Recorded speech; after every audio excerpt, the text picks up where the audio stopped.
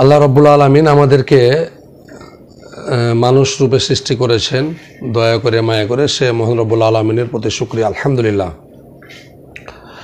বিশ্ব নবীর প্রতি দরুদ ও সালাম সাল্লাল্লাহু আলাইহি ওয়াসাল্লাম। আল্লাহ রাব্বুল আলামিন পবিত্র কোরআনুল মাজিদে আমাদেরকে অনেকভাবে হেদায়েতের জন্য আমাদেরকে জানিয়ে দিয়েছেন। তো আল্লাহ রাব্বুল আলামিন আমাদেরকে সৃষ্টি করেছেন শুধুমাত্র তার ইবাদত করার জন্য, অন্য কারো দাসত্ব করার জন্য না। তো আমরা যে যাই করি না কেন, যে যাই আমরা মতাদর্শে জীবনযাপন করি না কেন, পরিশেষে আমাদের একটা জিনিস মনে রাখতে হবে যে এই পৃথিবী সৃষ্টি করেছেন আল্লাহ রাব্বুল আলামিন, ধ্বংস করবে আল্লাহ রাব্বুল আলামিন। আমাদের মনের মধ্যে যদি অন্য কিছু থাকে তাহলে কিন্তু আমরা ভুল করব। কারণ ইসলাম ছিল, ইসলাম আছে, ইসলাম থাকবেই। ইসলাম ছাড়া আমাদের কোনো গতি নাই। আল্লাহ রাব্বুল আলামিনের একমাত্র মনোনীত ধর্মই হচ্ছে ইসলাম। আর এই ইসলামকে, ইসলামী আইনকে, ইসলামী মতাদর্শকে অনেকে বিনষ্ট করে দেওয়ার জন্য অনেক নানাভাবে প্রচেষ্টা চালিয়ে যাচ্ছে। তো ইসলামী শাসন ব্যবস্থা, ইসলামী রাষ্ট্র, ইসলামী আইন কানুন প্রতিষ্ঠা করার জন্য আল্লাহ রাব্বুল আলামিন আমাদেরকে নির্দেশ দিয়েছেন। পাশাপাশি এই ইসলামী রাষ্ট্র আমাদের কায়েম হবেই হবে ইনশাআল্লাহ।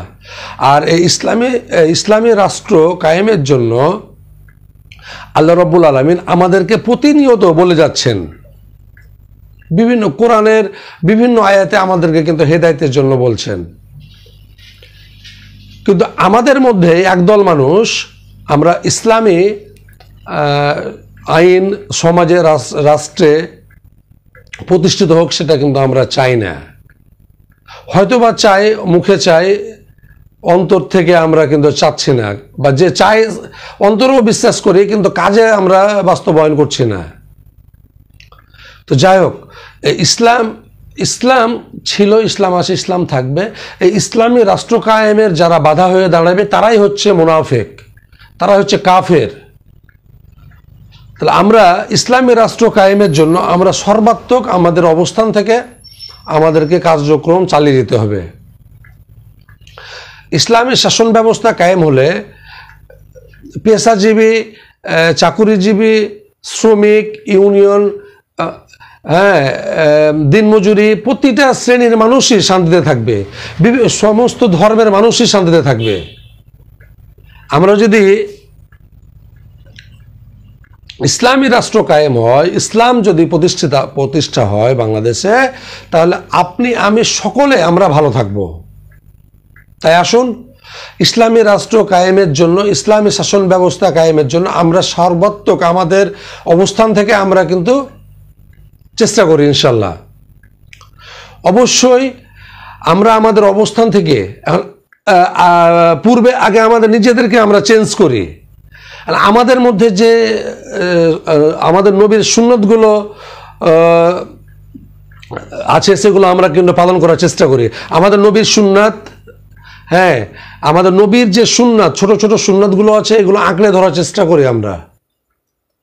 আমাদের কোরআন মাজিদ অনুযায়ী আমাদের জীবন পরিচালনা করার চেষ্টা করি। তাহলে এখন বিষয় হচ্ছে ইসলামী রাষ্ট্র, ইসলামী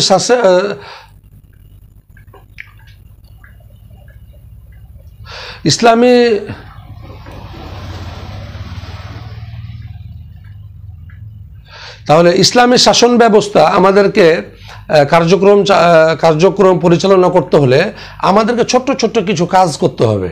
আসুন আমরা নিজেরা আমাদের 5 ওয়াক্ত নামাজের আমরা অভ্যাস অর্জন করি। আমরা প্রতিনিয়ত 2 আয়াত হলেও আমরা কোরআন তেলাওয়াত করি। কোরআন তেলাওয়াতের সাথে সাথে আমরা অর্থসহ কোরআন তেলাওয়াত করি। তাহলে অর্থ বুঝে কোরআন যদি না পড়ি তাহলে কিন্তু আমাদের জীবনের কোনো ফায়দা হবে না। সারাটা জীবন কোরআন খতম করে গেলাম রমজান মাসে, কিন্তু কোরআন যে কি মেসেজ দিচ্ছে আপনাকে আমাকে, আমরা একবার কি চিন্তা করে দেখেছি? তাহলে সেই বিষয়টা কিন্তু আমাদেরকে নজরে আসতে হবে। তাই আসুন আমরা কোরআনকে ভালোভাবে রিসার্চ করি, কোরআনকে অর্থসহ পড়ার চেষ্টা করি, পাশাপাশি আমাদের জীবনকে আমরা উজালা করি। হ্যাঁ, কোরআন অনুযায়ী যদি আমাদের জীবন পরিচালিত হয় তাহলে ইহকালের শান্তি, পরকালও শান্তি আমরা পাবো ইনশাআল্লাহ।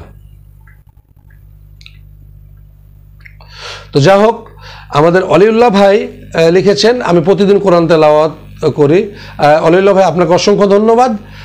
ইনশাআল্লাহ আমরাও চেষ্টা করব, আমাদের সহপাঠী বন্ধুবান্ধব যারা আমার ভিডিওটা দেখছেন, আমরা সকলেই চেষ্টা করব কোরআন তেলাওয়াতের মাধ্যমে আমাদের জীবনকে আমরা গড়ে তুলি।